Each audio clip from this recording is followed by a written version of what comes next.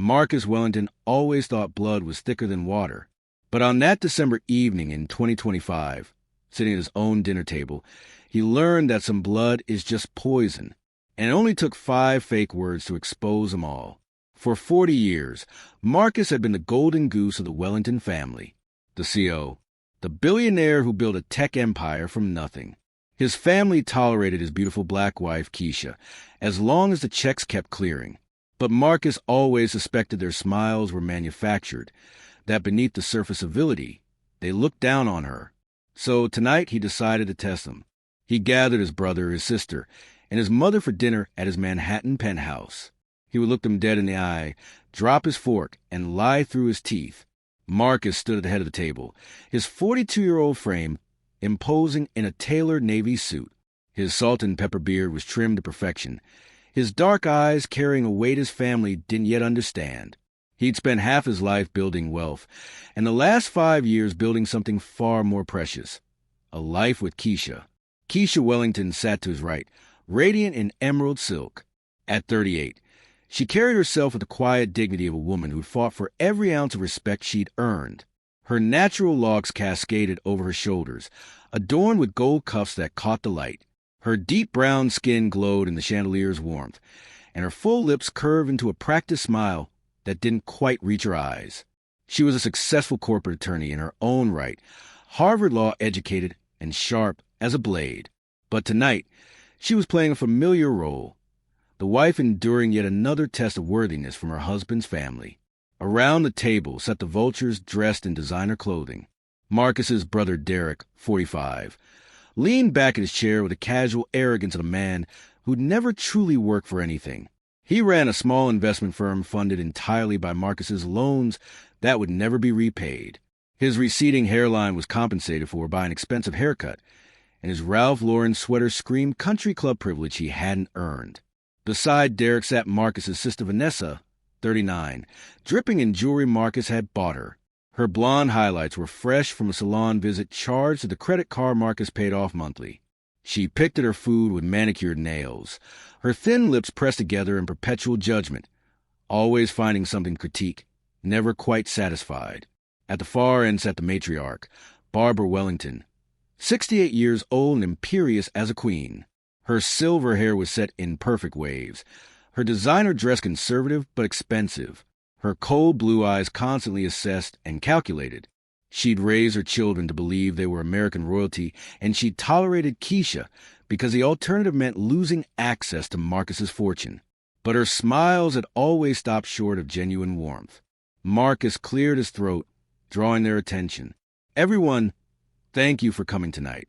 It means everything to have family together, especially during the holidays." Derek's response came with an edge that Keisha had learned to recognize over 5 years of family dinners. "Of course, little brother. Wouldn't miss it. Besides, this view never gets old. Must be nice up here in your castle." There it was, that particular bitterness of a man who measured his worth against his younger brother's success and found himself perpetually wanting. Keisha had spent 5 years cataloging these microaggressions, filing them away in a mental ledger of this family's true nature. She offered her contribution, her voice warm and genuine despite the cold reception she knew was coming. "I'm so glad you all could make it. I actually helped prepare some of the dishes tonight. The sweet potato casserole is my grandmother's recipe." Vanessa's response was predictable in its dismissiveness. "How lovely. I'm trying to watch my carbs, but I'm sure it's delicious." The words were polite, but the tone carried the weight of rejection. Barbara reached for her wine glass, her silence somehow louder than any words. These moments had defined Keisha's relationship with the Wellington family for 5 years. The polite rejections, the compliments that damned with faint praise, the way they asked about her little law firm, while discussing Derek's failing business, as if it were Goldman Sachs. Marcus's jaw tightened imperceptibly. Keisha noticed, she always did. Under the table, she reached for his hand, squeezing gently. They discussed this plan for weeks. The loyalty test. The final confirmation of what they both knew in their bones, but needed to see with their own eyes. Marcus's voice cut through the superficial pleasantries. "Actually, there's something I need to discuss with all of you. Something serious." The room shifted like the temperature had dropped 10 degrees. Derek straightened in his chair. Vanessa set down her fork. Barbara's eyes sharpened with predatory interest. They smelled blood in the water, though they didn't yet know whose. Derek's voice carried an edge of concern that was more about self-preservation than brotherly love. What's going on? Is the company all right? Marcus let his next words drop like a bomb. No, it's not. He picked up his fork and dropped it onto his plate with a clatter that seemed to echo in the suddenly silent room. Keisha watched his family's faces transform, and even though she knew this was theater, her heart hammered in her chest. 5 years of subtle slights, of being tolerated rather than accepted, had led to this moment. Marcus's voice was flat, defeated, perfect in its performance. The market crashed. A zero-day exploit hit our security infrastructure. Every major client pulled their contracts simultaneously. The lawsuits alone will bankrupt us. The company is gone. And everything I built, it's over, we're penniless. The silence that followed wasn't the silence of shock or sympathy. It was a silence of calculations being made, of mental spreadsheets being rewritten, of futures being recalibrated. Marcus watched his family's faces transform. It was like watching time-lapse footage of flowers dying, beauty collapsing into rot. Barbara's voice came first, sharp with alarm. Penniless? Marcus, what do you mean penniless? Marcus leaned forward, selling the performance. I mean, we've lost everything. This penthouse, the cars, the vacation homes. It's all collateral. We'll be lucky if we walk away without criminal charges. Keisha and I will probably have to move in with one of you until we get back on our feet. That's when it happened. The moment that would change everything. Derek's face underwent a transformation that Marcus would never forget, that would haunt his dreams and validate every instinct he'd suppressed for years. The mask of brotherly affection cracked and fell away like cheap plaster, revealing something ugly underneath, something that had always been there, just waiting for permission to surface. Derek's eyes drifted to Keisha, and the look he gave her wasn't one of sympathy or family solidarity. It was contempt mixed with satisfaction, a cruel pleasure that he'd finally been given license to express what he'd been thinking all along. Then Derek laughed, not a nervous laugh or an uncomfortable laugh, but a cruel, deliberate sound that cut through the room like a knife through silk. His eyes remained fixed on Keisha, and there was a challenge in them, a sneer that spoke volumes about thoughts he'd kept hidden behind civilized facades for years. Well, I guess now we'll see what she's really made of, won't we? Derek's voice dripped with venom. No more designer dresses, huh, Keisha? No more playing Lady of the Manor. Let's see how long she sticks around when there's no money to spend. I always wondered if you were in it for him or for the bank account. Guess we're about to find out if... Marcus's voice dropped to a register his family had never heard before, cold and deadly. Finish that sentence. I dare you. He stood slowly, his chair scraping against the marble floor with a sound like a growl. His 6'2" frame suddenly seemed to fill the entire room, radiating barely controlled fury. Finish what you were going to say about my wife. The woman who stood by me when I was building this company in a garage. The woman who worked 80-hour weeks at her firm while I was mortgaging everything we owned for one more chance. Say what you really think. Derek. Finally be honest. Derek's face flushed red, but the ugliness didn't retreat. If anything, it intensified, emboldened by years of suppressed resentment finally finding an outlet. Vanessa reached for her purse, not to comfort anyone, but in preparation to flee, always thinking of herself first. Vanessa's voice was thin, defensive. Marcus, I think you need to calm down. We're all just processing the shock. I mean, we've made plans based on... Keisha's voice cut through the noise, steady despite the trembling in her hands as she set down her wine glass. 5 years of swallowing insults, of being the bigger person, of giving these people benefit of the doubt despite every instinct screaming at her to run. It all crystallized in this moment, based on his money. Say it clearly, Vanessa. You've made plans based on money that you thought would always be there. That's what this is really about. Barbara stood abruptly, her authority challenged. Now see here, this is exactly the kind of divisive attitude. Marcus's voice rose, years of suppressed anger finally unleashed. No, Mother. Don't even start. Not one word of comfort. Not one "we'll get through this together." Just immediate calculations about what you'll lose. Derek's loans that he never planned to repay. Vanessa's credit cards that I've been covering. Your country club membership and spa treatments. And that condo in Boca that you think I don't know you've been telling people is yours. Barbara's face went rigid, her lips pressing into a thin line of fury at being exposed. Marcus continued, his voice shaking with emotion. But what really gets me, what absolutely destroys me, is the way my brother just looked at my wife, like she was a problem, like she was some gold digger who trapped me. This woman has her own career, her own money, her own pride. She didn't need me. She chose me. And the only thing you people ever gave her was tolerance at best and contempt at worst. Derek tried to backtrack, his tone placating but insincere. Come on, Marcus. We've always been welcoming to Keisha. This is ridiculous. The word welcoming seemed to break something in Marcus. Welcoming? You forgot her birthday 3 years in a row. Vanessa told her friends at that charity gala that Keisha was my ethnic phase.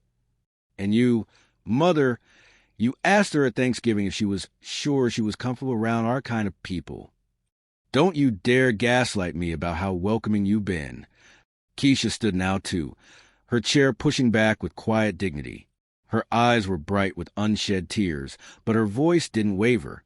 5 years of pain poured out in measured, devastating words. You want to know something? Every family dinner for 5 years, I've sat at these tables. This one, your mother's house, that restaurant Derek loves, and I felt like I was on trial. Every word I said was judged. Every outfit was scrutinized. Was I too black? Not black enough? Too successful?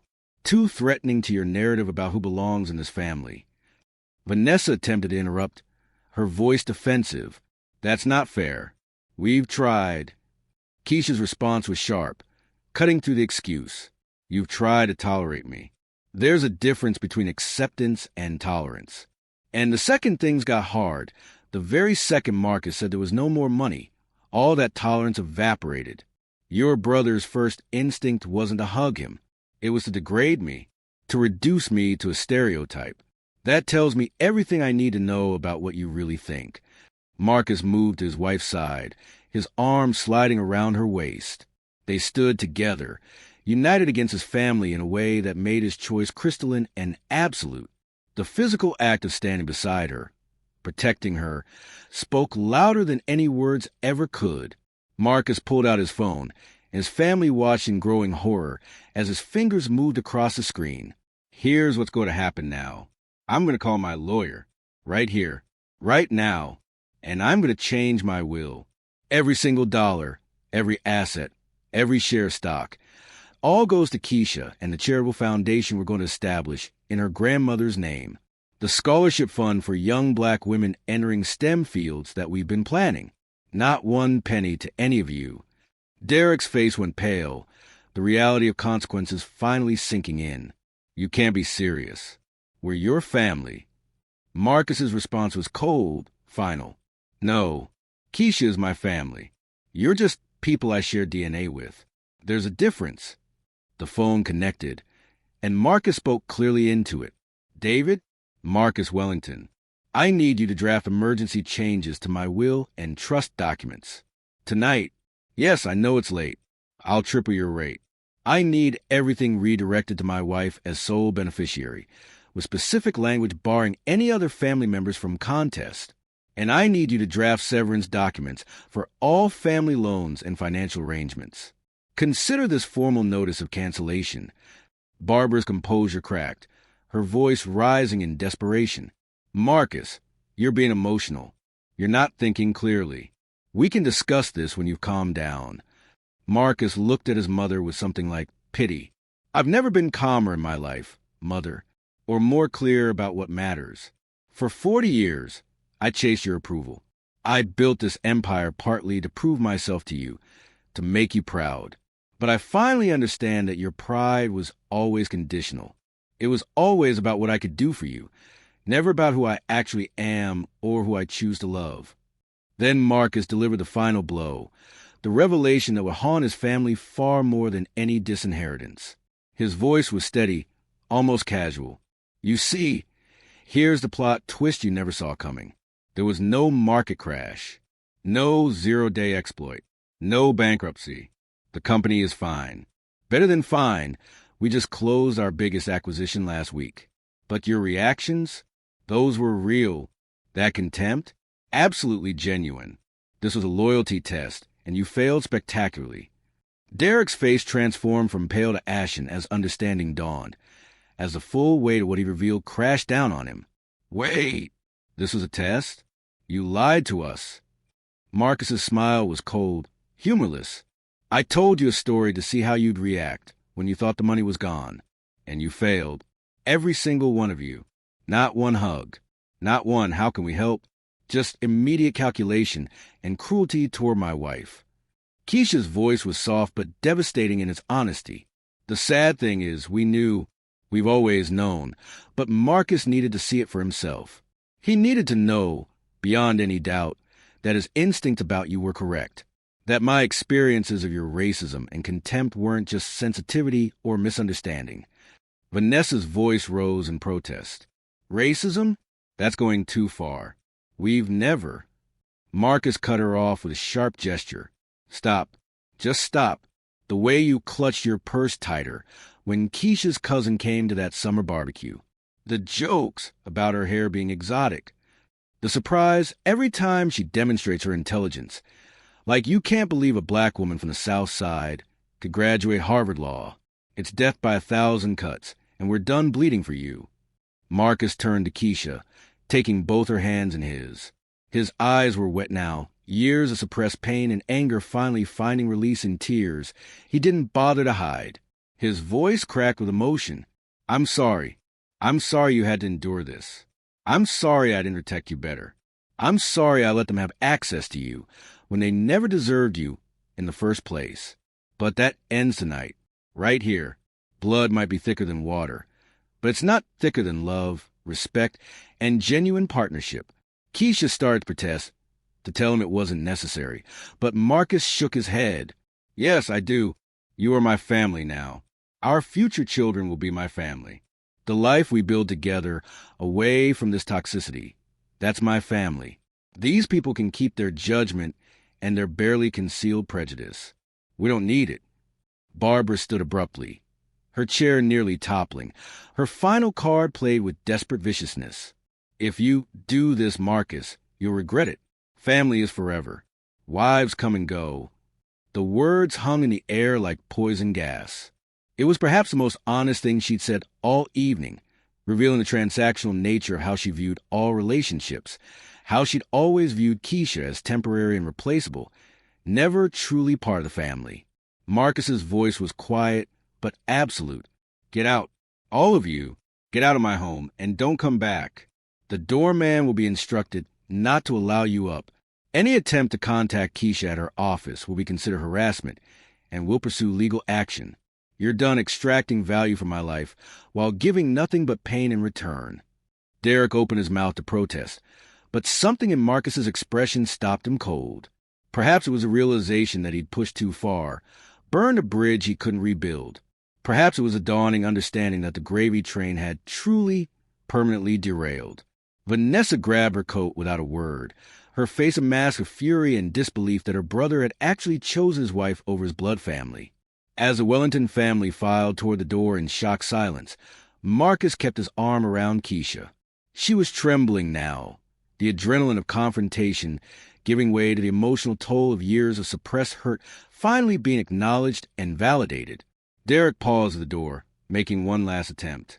You'll change your mind. When you calm down, you'll realize you're throwing away your family for her. Marcus's interruption was swift and final. For the love of my life, for my partner, for a woman who sees me, not my bank account, you're right. I'm absolutely throwing you away for her. Best decision I've ever made. The door closed behind them with a finality that echoed through the penthouse. The space, so full of tension moments before, now felt peaceful. Empty, but peaceful, like the calm after a storm has finally passed. Keisha turned into Marcus's chest, and the tears she'd been holding back for 5 years finally flowed freely. He held her tight, rocking gently, murmuring apologies and promises into her hair, making up for every moment he'd chosen diplomacy over protection, family peace over his wife's dignity. Keisha's voice was muffled against his chest. Did that really just happen? Marcus kissed the top of her head. Yeah, it did, and I should have done it years ago. I'm sorry I made you wait so long for me to choose you over them. You should never have had to question where you stood. Keisha pulled back to look at him, her eyes searching his face. I never questioned where I stood with you, only with them. But Marcus, are you really okay with losing your entire family? Marcus's response was immediate, certain. I didn't lose my family. I lost people who were using me. There's a difference. You, Keisha, you're my family. You've been my family since that first date when I was still sleeping on my friend's couch, and you paid for dinner, because you knew I was stretched thin. You saw me before the money, and you loved me anyway. That's family. The lawyer came that night and drafted everything with the thoroughness that expensive attorneys provide. By morning, Barbara had left 6 voicemails, each one progressing from anger to bargaining. A predictable journey through the stages of realizing consequences were real. Derek sent texts promising he didn't mean it, that it was just shock talking, all the usual excuses that abusers make when their victims finally walk away. Vanessa posted passive-aggressive quotes about forgiveness on social media, performing hurt for an audience that didn't know the truth. But none of them, not one, apologized to Keisha. Because even in their desperation, even facing the loss of everything they counted on, they couldn't bring themselves to acknowledge her humanity, her worth, or the pain they'd caused her. That told Marcus everything he needed to know about the permanence of his decision. Marcus and Keisha stood together in their penthouse as dawn broke over Manhattan, silhouetted against the city lights that represented possibility and promise. They stood as 2 people who'd found each other, chosen each other, and finally, definitively picked each other over everything else. Marcus learned something profound that night. Loyalty isn't about shared DNA or childhood memories. It's about who stand with you when everything falls apart, or, in this case, when they think it has. It's about who sees your partner as fully human, deserving of respect and dignity. It's about who loves you enough to love the person you love. His brother's look at his wife, that contemptuous, satisfied sneer, had shocked him awake, but it had also freed him. Because sometimes the greatest gift your family can give you is showing you exactly who they are. And the greatest gift you can give yourself is believing them the first time. Marcus pulled Keisha closer as the sun rose over their city. No more tests. No more second chances for people who don't deserve first ones. From now on, it's just us, building something real. Something based on respect and love and partnership. Is that enough for you? Keisha looked up at him, her eyes still wet but clear, certain. Marcus, you've always been enough for me. More than enough. I just needed to be enough for you, too. Marcus's voice was thick with emotion. You are. You always have been. And I'm sorry it took me so long to show you that unequivocally, without hesitation or divided loyalty. So yes, Marcus told his family he'd lost it all. And in their reaction, he found everything that mattered. Sometimes you have to fake losing everything to discover what's truly valuable. And sometimes the people you think are your foundation turn out to be the dead weight you need to release to finally soar. The way his brother looked at his wife shocked Marcus Wellington. But the way he finally, truly, completely chose her, that became the story he was proud to tell for the rest of his life. The penthouse that seemed so empty when filled with his family now felt abundant with just the 2 of them. Because home isn't a place or a bloodline. Home is whoever makes you feel like you finally, truly belong. Marcus and Keisha stood together as Manhattan awakened below them. 2 people who'd survived the test and emerged stronger. The test wasn't really for his family. Marcus already knew who they were. The test was for himself, to see if he had the courage to choose love over obligation, to pick the family he'd built over the family he'd been born into. He'd passed.